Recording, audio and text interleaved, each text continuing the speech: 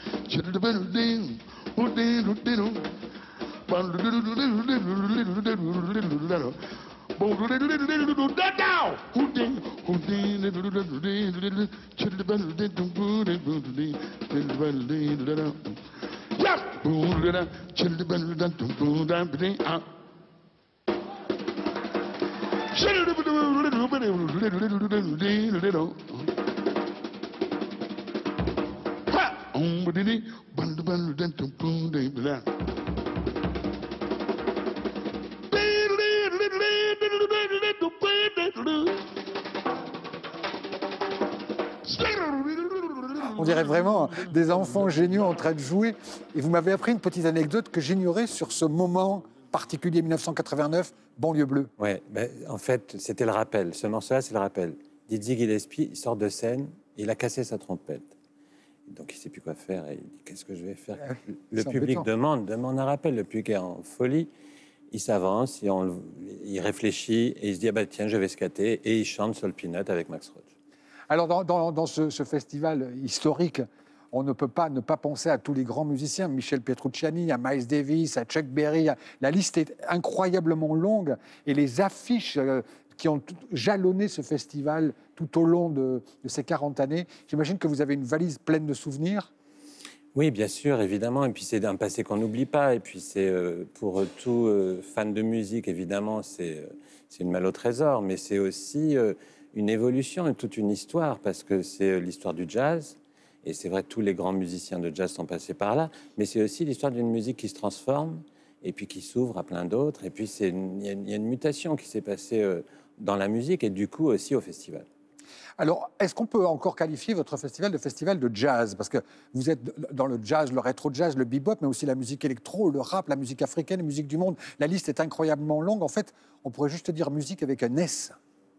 Le jazz, c'est l'ADN de Banlieue Bleue. C'est-à-dire, c'est des villes qui ont décidé de faire Banlieue Bleue et l'idée, dès le début, c'était de présenter le jazz dans toute sa diversité, dans sa richesse, mais sa diversité. Et il y a en effet beaucoup de familles, parce que le jazz, il a fait aussi ses révolutions, etc.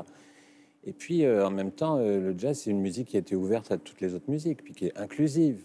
Mais vous avez dû avoir affaire à tous les ronchons conservateurs du jazz qui vous ont dit « Ah non, il faut rester dans le jazz ». Oui, d'autant que Banlieue Bleue a toujours été très anticonformiste là-dessus. Il y avait une ouverture très large, et puis des fois, oui, des musiciens qui n'ont rien à voir avec le jazz. Je vous propose d'écouter, pour continuer, quelqu'un qui a vraiment tout à voir avec le jazz. C'est l'Iconis. Alors, je pense que c'était à la Dynamo. Vous nous expliquerez ce que c'est que la Dynamo juste après. Un génie du saxophone alto en trio. Alors, il est avec Jeremy Stratton à la contrebasse et George Schuller. Voilà le génial l'Iconis à 87 ans. Voilà ce qui s'appelle être jeune.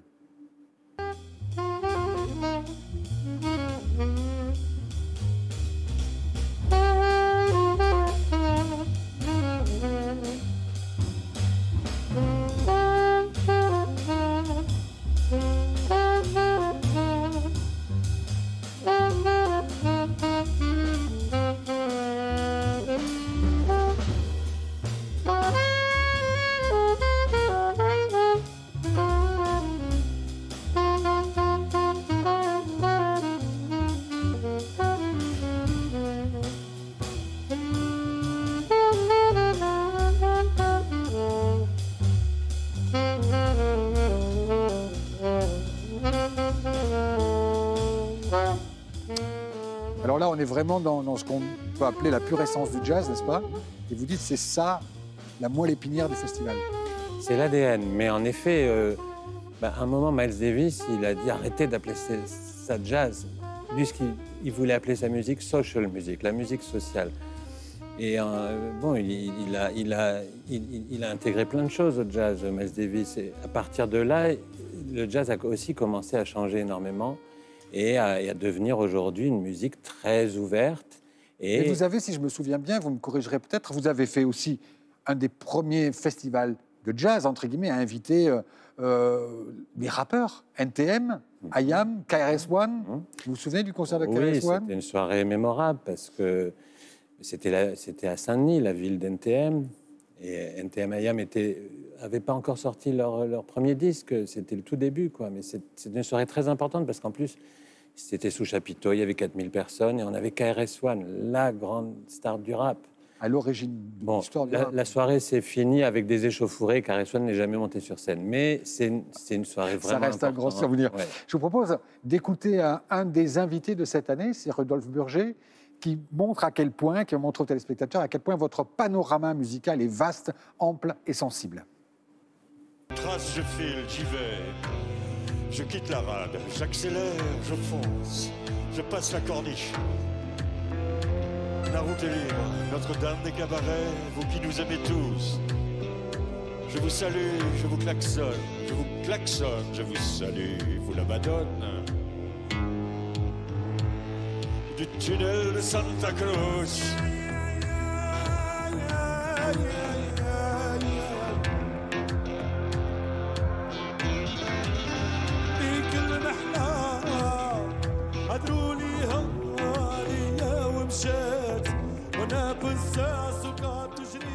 On reconnaît la voix de Sofiane Saïdi. C'est un groupe, un artiste que vous aimez particulièrement, Rodolphe Burger? Rodolphe Burger, oui, bien sûr, c'est un rocker. Oui. Un amoureux du blues. Il est venu aussi quelquefois avec des jazzmen, mais là, c'était une rencontre qui a été faite aussi à Banlieue Bleue. On a fait un grand concert en hommage à Rachid Taha, et puis il s'est rencontré avec Sofiane Saïdi et Mehdi Haddad. Ils ont fait ce trio qui va passer au prochain festival, Mademoiselle. Et voilà, c'est encore d'autres familles. Provoquer les rencontres, n'est-ce pas?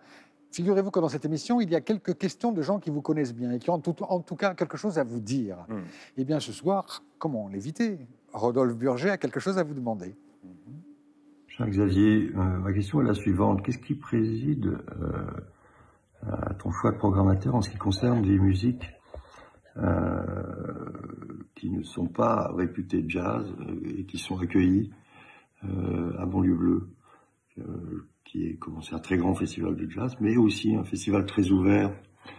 Voilà, c'est quoi le critère? C'est quoi qui fait que on a le bonheur et l'honneur d'être invité à Banlieue Bleue, alors même qu'on n'est pas, comme c'est mon cas, par exemple, un jazzman? Cher Rodolphe, c'est une question qui suscite un compliment. Parce qu'en effet, quand on se plonge dans ce qu'est un musicien professionnel, dans son esprit, c'est pas tellement le style de musique qui importe, c'est plutôt la qualité de la musique. Donc, et c'est ça le critère de programmation premier, c'est la qualité musicale. Qualité musicale, Jazz Magazine, qui est votre partenaire, et d'ailleurs nous partageons une chose, puisque c'est aussi notre partenaire, sort un numéro formidable ce mois-ci, où il raconte le choc des mondes, où on montre que le jazz et le jazz rock et la musique improvisée et la musique électronique sont capables de se mélanger. En fait, la musique, c'est tout le temps des métissages.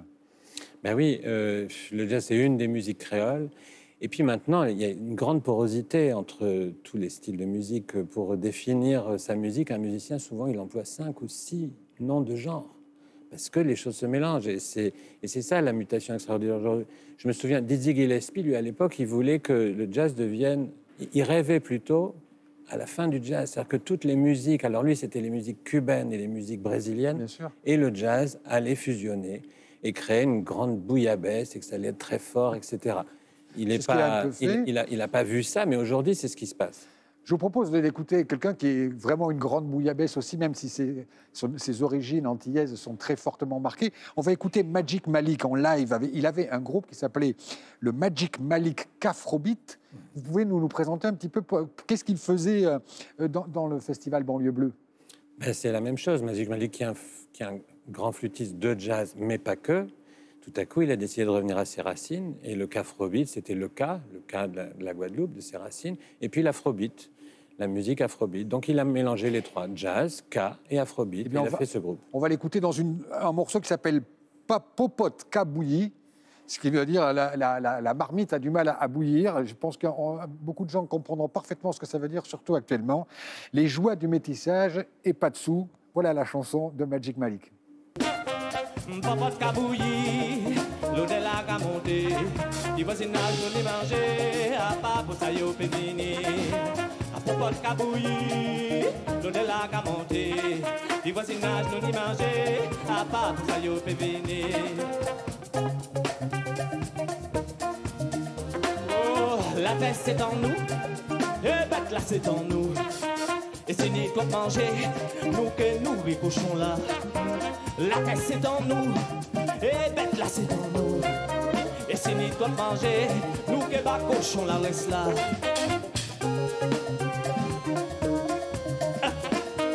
Popote ka bouilli, l'eau de la ka monté, les voisinages nous manger, à pas pour ça yo péviner. Popote ka bouilli, l'eau de la ka monté, les voisinages nous manger, à pas pour ça yo péviner. Quand je regarde, même moi qui suis professionnel et qui regarde vraiment avec attention vos programmations, j'ai toujours l'impression de n'y connaître rien. Je découvre plein de morceaux, plein de musique, plein de machins. Et ce que je racontais au début de cette émission, c'est comme arriver dans un restaurant, lire une carte et on se dit « mais je connais aucun des plats, aucun des produits ». Est-ce qu'il n'y a pas une forme aussi de snobisme ou de chercher la rareté? Ou est-ce que c'est vraiment une manière de revendiquer une curiosité? C'est un petit peu de notre mission d'abord. Parce qu'il faut bien que quelqu'un commence par prendre le risque de programmer des musiciens pas connus. Ou pas trop connus du grand public. Et souvent, il y a beaucoup de musiciens importants qui sont peu connus du public. Donc, il faut prendre ce risque-là. Donc, ça, c'est ce que Banlieue Bleue a commencé à faire. Bien sûr, il y a les grands noms, mais pas que. Quand on fait ça, on dure un an ou deux, puis après, on met la clé sous la porte. Vous, c'est le 40e anniversaire, je le rappelle. Oui, mais c'est chaque année risqué. Et chaque année, on découvre plein de choses. Mais le public a aussi commencé à aimer ça, parce que c'était pas juste l'idée de découvrir, c'est découvrir quelque chose de merveilleux. Donc, les gens ont commencé aussi à venir pour découvrir des choses. Et c'est cet esprit-là qu'on continue de défendre. C'est pas facile tous les jours, c'est un risque aussi, mais la récompense, elle est belle. Je vous propose d'écouter l'artiste que vous m'avez fait découvrir, qui a une question à vous poser. T-I-E-T-I-E, qui veut dire Take It Easy, prends le cool. C'est une rappeuse, poétesse sénégalaise, je ne dis pas de bêtises. Elle a une question à vous poser sur l'évolution de la musique et des publics. Hello Xavier, j'ai une question pour toi. Comment décrirais-tu notre relation en fait à la scène, à la musique live, au concert, en tant que public et aussi artiste en 40 ans d'édition face à la digitalisation de la musique et à notre rapport beaucoup plus, on va dire, technologique et notre manière de découvrir la musique? Comment tu décrirais la progression de la relation public-artiste en 40 éditions de Banlieue Bleue et face à la digitalisation de la musique? Xavier Lemaître. Bon, je vois pourquoi Taï pose cette question, parce que, par exemple, pendant le Covid, on a fait une édition numérique. On n'avait plus le droit de faire des concerts en public, on a fait des concerts filmés, bien enregistrés. Et au début, on se demandait, les musiciens sans public, ils vont peut-être avoir moins de motivation. Et bon, non, mais là, ils étaient très motivés. En plus, ils avaient envie de jouer vraiment, etc. Et c'était intéressant parce que c'était du coup, voilà, un concert digital, en fait, mais filmé, etc. Donc, on ne sait pas ce qui va se passer dans le futur. Il y aura peut-être plus de concerts aussi comme ça, digitaux sans public. C'est difficile, dans 40 ans, de savoir. Et puis la digitalisation, ça aussi, à la fois, ça permet de diffuser la musique partout, et ça a quand même été un gros progrès aussi. Ça l'a démocratisé beaucoup. Et puis, il y a aussi tous les nouveaux instruments, les machines. Alors, bon, les machines, là, on a dans le festival, on a 2 sorciers du sampling. On a Yann Bang et Guilherme Mendez qui font des choses fantastiques avec les machines, mais ça ne remplacera jamais les musiciens. Les musiciens et le voyage que vous allez nous proposer, parce qu'on va passer des montagnes colombiennes aux plages brésiliennes, aux rues de Chicago, à l'East End de Londres, au Caire. C'est un merveilleux voyage que vous nous proposez. Je vous propose, avant d'écouter comme une espèce de petite conclusion à votre présence, un des grands maîtres de la musique qui est très lié à votre festival, Ray Lema. Je vous remercie et je vous propose de faire quelque chose que font très bien les directeurs, les grands directeurs de festival, c'est disparaître pour laisser la place aux musiciens. Merci beaucoup. Merci beaucoup. Et ne quittez pas, on se retrouve tout de suite. Ray Lema. Il y a quelque chose que moi j'ai appris avec Banlieue Bleue, c'est la variété des humains, la générosité des humains, l'imprécision parfaite de l'exécution humaine. Donc voilà, ça c'est le festival le plus varié qui m'ait jamais été donné de voir. Ça, je vous avoue. Donc, je vous encourage à continuer, à aller de l'avant, et nous serons toujours derrière vous. Merci Xavier, je t'embrasse. Ciao, ciao. Ce merveilleux festival dont parle Ray Lema, c'est un festival qui vous invite cette année à jouer et être en résidence. Je vous présente Sophie Soliveau. Sophie Soliveau, vous jouez d'un instrument assez rare sur la scène musicale moderne, sur la scène jazz encore plus, c'est la harpe. Ouais. Et vous êtes percussionniste, batteur Arnaud Dolmen, et c'est vous qui étiez en résidence dans le festival, et vous avez eu la proposition de vous rencontrer. Comment s'est passée cette rencontre? Alors, c'est Xavier Lemaître qui nous a mis en relation, en fait, et on a fait une réunion autour d'un projet qui s'appelle Battement de cœur, qu'on va présenter le 9 avril avec Sophie. Et j'ai envie de dire, le feeling est passé vraiment de suite. La connexion est bien passée et depuis, on collabore ensemble. Qu'est-ce que ça représente pour une jeune artiste comme vous, première télévision? Peut-être. Oui, c'est ça, voilà. Qu'est-ce que ça représente d'être dans un festival aussi audacieux que Banlieue Bleue? Ça représente quoi? Moi, je suis heureuse de jouer, en fait. Moi, j'ai juste envie de jouer, de faire plein de musique et de faire plein de rencontres artistiques. Donc là, c'est vraiment l'occasion de ça. Il y a un solo. En fait, ça me permet de faire à la fois le solo et aussi du travail de direction de chœur sur le projet d'Arnaud. Et moi, j'aime vraiment les deux. Donc, je peux faire plein de choses différentes. Alors, je conseille vraiment le public d'aller les écouter tous les deux parce que cet après-midi, ils sont venus répéter et on était tous la bouche ouverte et les yeux brillants en se disant « Waouh, comment c'est possible qu'un un tambour tel que vous le jouez, vous, et une harpe, puisse se marier musicalement ainsi ?» Je précise, Arnaud Dolmen, vous avez sorti 2 disques absolument formidables. Adjusting avec Vincent Perani, bien sûr, et ce disque qui s'appelle Tomber l'évé, et qui est aussi un très beau disque. Vous êtes en train de préparer Un EP. avec qui quelle formation Avec des super musiciens, des voix. Il y a Karine Mouchi, Sola M, Ariane Bajarbert. Bon, mais ça va être...